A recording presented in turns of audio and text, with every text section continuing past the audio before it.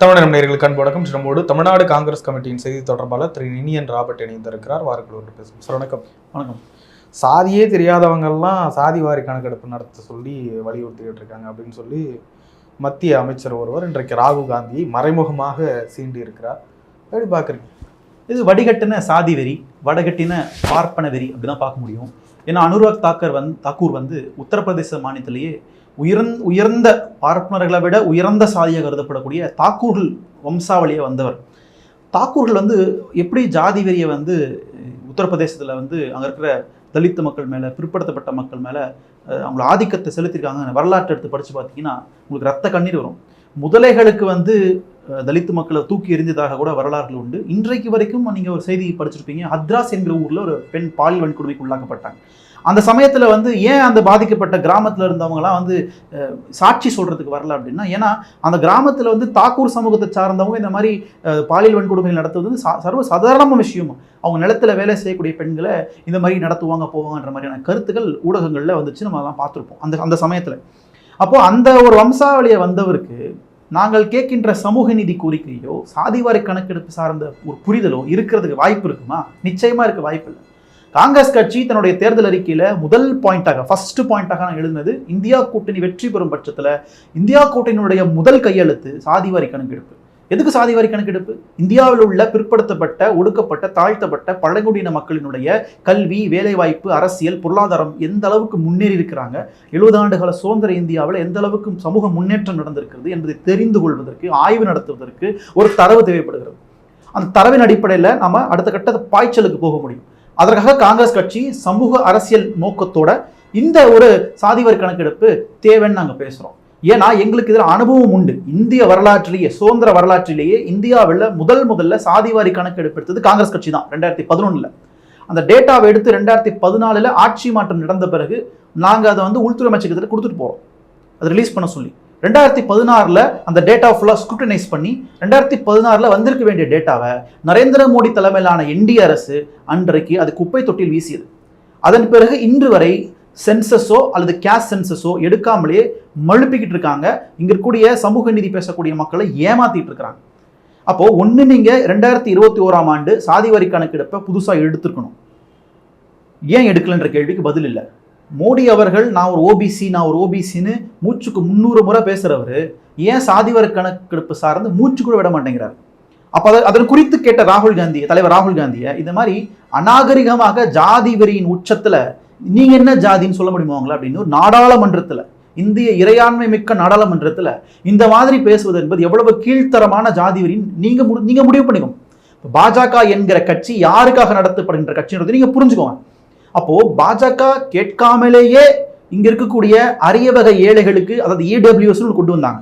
ஆனா பல ஆண்டுகளுடைய போராட்டமாக இருக்கக்கூடிய சாதிவாரி கணக்கெடுப்பு தமிழ்நாட்டில் பாட்டாளி மக்கள் கட்சி முதல் கொண்டு 30 ஆண்டு காலமாக கேட்பது சாதிவாரி கணக்கெடுப்பு. அப்போ இங்குள்ள பிற்படுத்தப்பட்ட, தாழ்த்தப்பட்ட, ஒடுக்கப்பட்ட மக்களினுடைய நிலையை புரிந்து கொள்வதற்கு சாதிவாரி கணக்கெடுப்பு தேவை. ஒரு பக்கம் ஜாதி என்பது ஒடுக்குமுறைக்கான கருவியாக இருக்கிறது, யாரும் மறுக்கிறதுக்கு இல்லை, டிஸ்கிரிமினேட்டிவ் டூலாக இருக்கிறது. ஆனா அந்த ஜாதி எந்த அளவுக்கு தாக்கத்தை ஏற்படுத்தி இருக்குன்னு தெரிந்து கொள்வதற்கு சாதிவாரி கணக்கெடுப்பு இன்னொரு டூலாக இருக்கிறது. அதன் அடிப்படையில் அரசு வேலைகள்ல, கல்வி மையங்கள்ல இடஒதுக்கீட்டை நீட்டிக்க வேண்டுமா என்ற விவாதத்தை கொண்டு போக முடியும். அப்போ இந்தியாவில் உள்ள நிறைய மாநில கட்சிகள், சமூக நீதி பேசுகின்ற கட்சிகள் 30 ஆண்டுகளுக்கு மேல கேட்கின்ற ஒரு கோரிக்கையை பாஜக அரசு காது கொடுத்து கூட கேட்க மாட்டேங்கிறாங்க. அதை பத்தி கேட்கிற ஒரு எதிர்கட்சி தலைவரை எவ்வளவு கீழ்த்தரமாக, ஒரு மனிதநேயத்து கூட இல்லாம ஒரு அனுராக் தாக்கூர் என்கிற ஒரு முன்னாள் அமைச்சர், அவர் மினிஸ்டர் ஆஃப் இன்ஃபர்மேஷன் பிராட்காஸ்டிங்ல இருந்திருக்கிறாரு. இன்னைக்கு அவர் பதவி பிடிங்கி விட்டாங்க. இன்னைக்கு எம்பியா உட்காந்துக்கிட்டு அவர் இது மாதிரி பேசுறாரு. இது என்ன வேடிக்கைன்னா, இந்திய இறையாண்மையின் தலைவராக கருதப்படக்கூடிய பாரத பிரதமர் நரேந்திர மோடி அவர்கள் இந்த கருத்தை என்டார்ஸ் பண்றாரு. இன்னைக்கு ட்விட்டர்ல போட்டிருக்காரு, என்னுடைய கொலிகை நான் பாராட்டுறேன், அனுராக் தாக்கூரை நான் வாழ்த்துகிறேன், வரவேற்கிறேன்னு இந்த மாதிரி ஒரு கீழ்த்தரமான ஒரு கருத்தை என்டார்ஸ் பண்ணி பிரதமர் போட்டிருக்கிறாரு. சார், இதை விட உங்களுக்கு இந்தியா என்ன மாதிரி லட்சணத்தில் இன்னைக்கு இருக்கு நீங்க புரிஞ்சுக்க வேண்டாமா? ஒன்று தெரிஞ்சுக்கோங்க, இந்தியாவிலேயே முதல்ல சமூக நீதி அரசியலை பேசியது திராவிட இயக்கம், யாருக்கு மாற்று கருத்து இல்லை, நீதி கட்சி சமூக நீதி அரசியல் பேசுவதற்கு அன்றைக்கு பிரிட்டிஷ் அரசு 1881 எடுத்த முதல் சென்சஸ். அது மட்டும் வரலன்னா தமிழ்நாட்டில் நீதி கட்சி என்ற கட்சியை உருவாயிருக்காது. திராவிடர் கழகமும் சுயமரியாதை இயக்கமும் உருவாயிருக்க வாய்ப்பில்லை. அதுதான் இந்தியாவில் இங்க இருக்கக்கூடிய உயர் சாதி எந்த அளவுக்கு தாக்கத்தை ஏற்படுத்தியிருக்காங்க அரசு வேலைகள்ல கல்வியில்ன்ற ஒரு உண்மையை வெளியில கொண்டு வந்துச்சு. அதன் பிறகு 1935 எடுத்த காஸ்ட் சென்சஸ், அதன் பிறகு 2001 தான் 2011 தான் காஸ்ட் சென்சஸ் இருக்கும், காங்கிரஸ் இருக்குது. அதன் பிறகு எடுக்கவே இல்லை. அப்போ பாஜகவுக்கு காஸ்ட் சென்சஸ்னாலே பயமா இருக்கு. அப்ப நீங்க யாருக்கு கட்சின்னு எடுத்துக்கிட்டீங்க, எந்த சமூகத்தின் கட்சின்னு எடுத்துக்கிட்டீங்க அப்படின்றத பாஜக இருக்கிற ஓபிசி, எம்பிசி, எஸ்சி, எஸ்டி புரிஞ்சுக்கணும் நாங்க கேட்கிறோம். தமிழ்நாட்டில் பாட்டாளி மக்கள் கட்சியினுடைய நிறுவனர் இருக்கக்கூடிய டாக்டர் ராமதாஸ் அவர்கள் போற போக்கில் சொல்றாரு, தமிழ்நாடு அரசு ஏன் எடுக்கக்கூடாது கேஸ்ட் சென்சஸ் அப்படின்னு கேட்கிறாரு. தமிழ்நாடு அரசு கேஸ்ட் சென்சஸை எடுக்கவே முடியாது, அதுக்கான அதிகாரம் தமிழ்நாடு அரசுக்கு கிடையாது.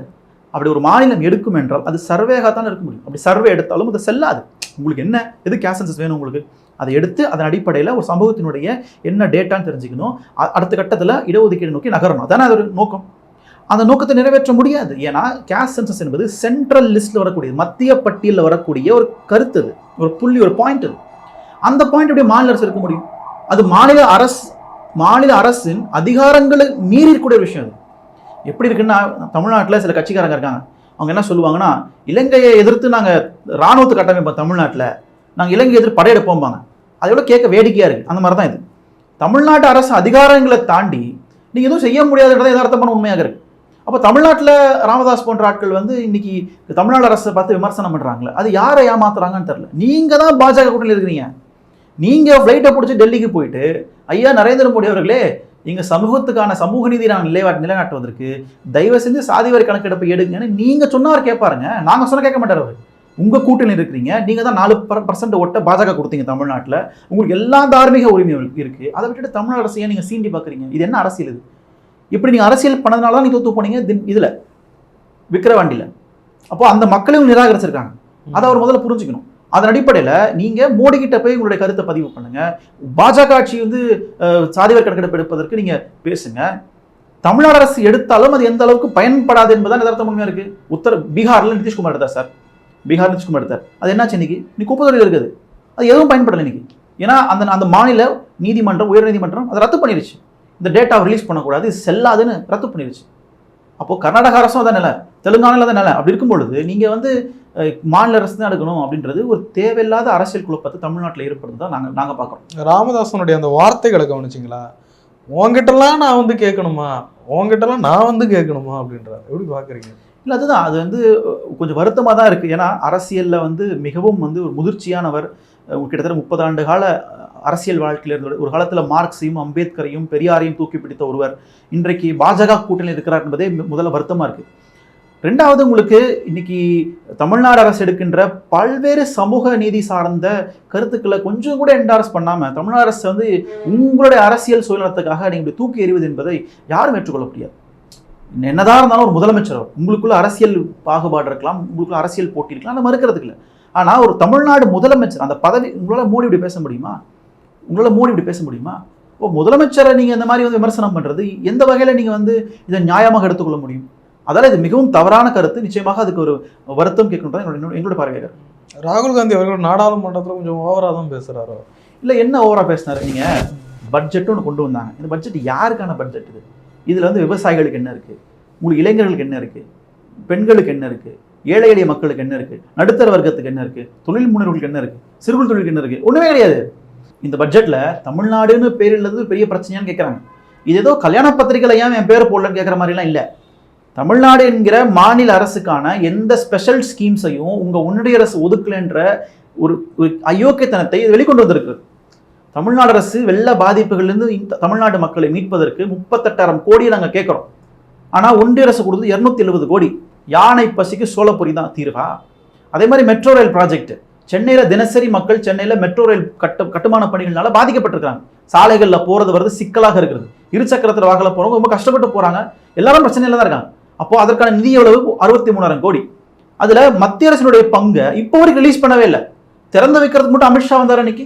ஏன் நிதியை நீங்கள் ரிலீஸ் பண்ணவே இல்லை இன்னைக்கு வரைக்கும்? அதே மாதிரி தமிழ்நாட்டில் ரயில் பணிகள், ரயில் தண்டவாளங்கள் பணிகள், அதுக்கான நில ஆர்ஜிதம், அதெல்லாம் அப்படியே ஸ்டாண்ட் பைல நிற்குது. 2006 போடப்பட்ட இது உங்களுக்கு எஸ்டிமேட், இன்னைக்கு எல்லாம் விலைவாசி ஏறி போச்சு. 38,000 கோடி வரைக்கும் ப்ராஜெக்ட் பெண்டிங்ல இருக்கு. அதெல்லாம் அப்படியே நிற்குது. ஆனால் இதெல்லாம் கேட்டும் கிடைக்காதது, கேட்காமலே பீகாருக்கு கிடைக்குது, கேட்காமலே ஆந்திராவுக்கு கிடைக்குது. எப்படி இது? பீகாருக்கும் மற்ற மாநிலங்களுக்கு மட்டுமே 11,000 கோடி இந்த வெள்ள பாதிப்புகளுக்கு ஒன்றிய அரசு ஒதுக்கி இருக்கிறது. அப்போ இது எவ்வளவு பச்சை அயோக்கியத்தனம் இது. பட்ஜெட் என்பது ஒரு எக்கனாமிக் சப்ஜெக்ட், ஒரு பொருளாதாரம் சார்ந்த சப்ஜெக்ட். அதை கீழ்த்தரமாக அரசியல் சப்ஜெக்டாக மாற்றியது BJP. It's not an economic subject, it's political சப்ஜெக்டா மாத்திருக்காங்க பிஜேபி. அதுதான் தலைவர் ராகுல் காந்தி கேட்கிறார், இந்த நாட்டை சீரழித்தது, இந்த நாட்டை கொள்ளையடிக்கிறது நீங்க தான் அப்படிங்கிறார். அப்போ இதெல்லாம் பாஜகவுக்கு தெரியாதா அப்படின்னா ரொம்ப நல்லாவே தெரியும். பாஜக ஒன்றும் ரொம்ப அப்ராணிகள்லாம் கிடையாது. அவங்களுடைய சனாதன கொள்கைகளை நிலைநிறுத்த பார்க்குறாங்க. சின்ன உதாரணம் சொல்லணும்னா, 100 ஆண்டுகளுக்கு முன்னாடி பிசினஸ் கம்யூனிட்டி யார் இருந்தா, பிசினஸ் யார் ஆதிக்கத்தில் இருந்துச்சு?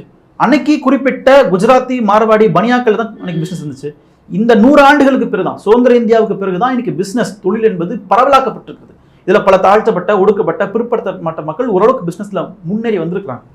இதை அழிப்பதற்கு, இதை ஒழித்து கட்டுவதற்கு பாஜக ஒற்றை market theory, single market theory, monopolistic தியரியை கடைபிடிக்கிறாங்கன்றதான் எங்களுடைய ஆழமான குற்றச்சாட்டாக இருக்கிறது. 100 வருஷத்துக்கு முன்னாடி பிசினஸ் குறிப்பிட்ட சமூகத்தை இருந்தோ அதை திருப்பியும் அதே அம்பானி அதானிகளை பிடிச்சி தள்ளணுன்றது தான். அதற்காக தான் இந்தியாவில் உள்ள சிறு குறு தொழில் அடிச்சு காலி பண்றது. இந்தியாவோட நடுத்தர வர்க்கத்தை பிசினஸ் கம்யூனிட்டியா மாத்தாம இருக்கிறது பல வேலைகள் ஈடுபடுது. கேட்டா முத்ரா லோனும்பாங்க. இருக்கிறதுலயே வடிகட்டுன போய் அதுதான். இந்த முத்ரா லோன் கொடுத்துருக்காங்களா பிஜேபியில, இந்த முத்ரா லோனால என்ன பலன் கிடைச்சது? காங்கிரஸ் அரசு இருக்கும்போது எஜுகேஷன் லோன் கொடுத்தாங்க, கல்வி கடன். அதன் மூலமாக இவ்வளவு பேர் படிச்சாங்க, இவ்வளவு பேர் வேலைக்கு போனாங்க, இவ்வளவு கடன் அடைச்சாங்கன்ற தரவு எங்ககிட்ட இன்னைக்கு இருக்கு. உங்க முத்ரா லோனால எத்தனை பேருக்கு வேலை கிடைச்சிருக்குன்னு சொல்ல முடியுமா? இந்தியாவில் எவ்வளவு எம்ப்ளாய்மெண்ட் ஜென்ரேட் இருக்குன்னு சொல்ல முடியுமா? எவ்வளவு நிதி அது மூலமாக எந்த டேட்டாவும் பிஜேபி கிடையாது. சும்மா போற போக்குல முத்ரா லோன் அப்படிமாங்க. அப்போ முழுக்க முழுக்க மீண்டும் பழைய காலத்தில் இருந்த ஒற்றை சந்தையை நோக்கி நகர்வது தான் உங்களுடைய செயல் திட்டமாக இருக்கிறது என்பதான் எங்களுடைய ஆழமான கருத்தா இருக்கீங்க.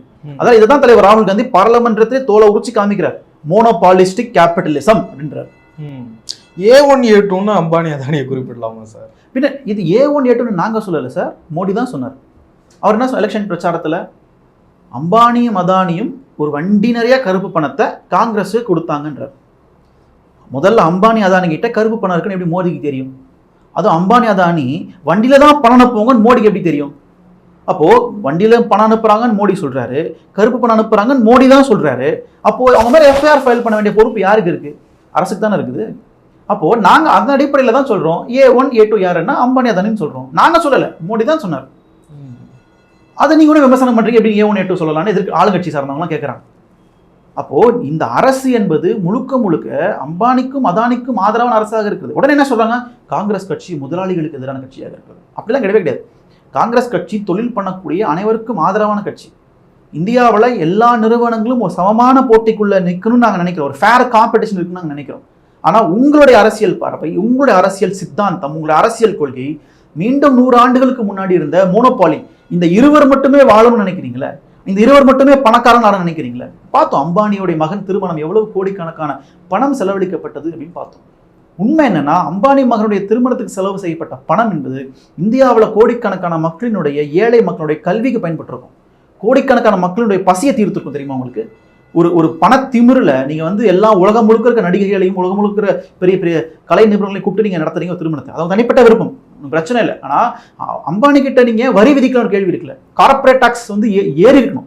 ஜிஎஸ்டி ஏற்ற தெரிஞ்ச பாஜகவுக்கு கார்பரேட் டாக்ஸ் ஏற்ற தெரியல. அப்போ அம்பானியிடம் இருந்து ஒரு 10% நிதி நீங்க வாங்கினீங்கன்னா கூட ஒரு மாநில அரசினுடைய பட்ஜெட் அளவுக்கு நீங்க பிளான் போட முடியும். அதை ஏன் இந்த பாஜக செய்ய மாட்டேங்கிறது? இந்தியாவில் வறுமை கோட்டு கீழே உள்ள மக்களின் எண்ணிக்கை உயர்ந்திருக்கிறது. அதே மாதிரி இந்தியாவில் பசி ஹங்கர் இண்டெக்ஸ்ல இந்தியா உயர்ந்திருக்கிறது. அப்போ இதெல்லாம் ஒரு நம்மளுடைய நிலையா இருக்கும் பொழுது இதற்காக உங்க அரசு இந்த ஏழை எளிய மக்களுக்கான திட்டங்களை கொண்டு வரதை பற்றி யோசிக்கிறீங்க. அப்போ வெட்ட வெளிச்சமாக தெரியுது, நீங்க மீண்டும் பழைய சனாதன தர்மத்தின் அடிப்படையில் ஒற்றை சந்தையை நோக்கி நகர்த்துறீங்க அப்படின்றது தெளிவாக தெரியும். இந்தியா கூட்டணிக்கு ஒரு மிகப்பெரிய பலம் இந்த முறை கிடைச்சிருக்கு. எதிர்கட்சியாக இருந்தாலும் நல்ல வலுவான எதிர்கட்சியாக உட்காந்துருக்காங்க. தமிழ்நாட்டில் 40க்கு 40 தடுக்கு. இதனால என்ன புண்ணியம்? ஒண்ணுமே பண்ண முடியலையே. பாஜகவை எந்த ஒரு விஷயத்தையும் தடுக்க முடியலையே அப்படின்ற ஒரு அப்படிலாம் இல்லை. இப்படிங்க அரசியல் அமைப்பை திருத்தணும் அப்படின்னா, கான்ஸ்டிடியூஷனை திருத்தணும்னா 3/2 பங்கு வேணும். சாதாரண சரி சார், அது திருத்துவாங்க. நார்மலா கிடைக்க வேண்டியது 40 தொகுதிகளை தமிழ்நாட்டில் உங்களுக்கு கொடுத்தாங்க. இந்த தமிழ்நாட்டு மக்கள் வஞ்சிக்கப்படுறாங்க. என்ன செய்ய முடிஞ்சது உங்களுக்கு? இந்த முறை நாங்க இதை பத்தி பேசியிருக்கிறோம்ல. இப்போ பாஜகவினோட உண்மையான முகம் தெரிகிறது. இப்போ தமிழ்நாடு மட்டும் இல்லை, மகாராஷ்டிரா, பாஜக கொடி கட்டி பறந்த மகாராஷ்டிராவுக்கு துரோகம் அளிக்கப்பட்டிருக்கிறது. பாஜகவை பலமுறை தூக்கி வைத்த பல மாநிலங்களுக்கு துரோகம் இழைக்கப்பட்டிருக்கு. அத்தனை மாநில மக்களும் பார்த்துட்டு இருக்கிறாங்க பாஜக. வருகின்ற சட்டமன்ற தேர்தலில் எல்லா மாநிலங்களையும் பாஜக தோற்பதற்கான விதியை அவர்கள் எழுதி வச்சிருக்காங்க. அந்த அடிப்படையில் உங்களுக்கு இது தமிழ்நாடு தாண்டி ஒரு பிரச்சாரமாக மாறப்போகிறது. 40 தொகுதி என்ன பண்ணின்னு கேட்குறீங்க. 40 தொகுதி என்ன பண்ண போறாங்கன்னா, இந்த தமிழ்நாடு நம்ம என்ன காரணத்துக்காக பாஜகவை எதிர்க்கிறோம் அந்த சித்தாந்தத்தை இந்தியா முழுக்க கொண்டு போற ஒரு பொறுப்பு இவங்களுக்கு இருக்கு. லாங் டேர்ம்ல பாருங்க, லாங் டேர்ம்ல இந்த 40 பேர் செய்யக்கூடிய மாற்றங்கள் மிகப்பெரிய மாற்றமா இருக்க போகுது. அதான் நாங்கள் சொன்னோம். இன்னொன்று, இந்தியா கூட்டணி ஏன் உருவாக்கணும்? அடிப்படையிலேயே கான்ஸ்டியூஷனை பாதுகாக்கணும் தான். அது சேஃபாக இருக்கு. இப்போ ராஜ்யசபால பிஜேபியோட எம்பிக்கள் எண்ணிக்கை குறைந்திருக்கிறது. லோக்சபாலையும் பெரிய அளவில் அவங்களுக்கு பலம் இல்லை. அரசியலமைப்பு சட்டத்தை திருத்தணும்னா 3/2 பங்கு இருக்கணும். அது அவங்களுக்கு இல்லவே இல்லை. அப்போ அடுத்த 5 ஆண்டு காலம் கான்ஸ்டியூஷனை திருத்த முடியாது. அதில் உள்ள எந்த ஷரத்துகளையும் கை வைக்க முடியாது. இந்தியா ஒரு மதசார்பற்ற நாடு, சோசியலிச நாடு, ஜனநாயக குடியரசு, இந்தியாவுடைய மாநில கூட்டாட்சி தத்துவம் எதுக்குமே ஆபத்து இல்லாமல் இந்த 40 எம்பிக்கள் பார்த்துக் கொள்வார்கள் என்று என்னோட நம்பிக்கையாக இருக்கு. சார் நிறைய விஷயங்களை பகிர்ந்து நன்றி. தேங்க்யூ.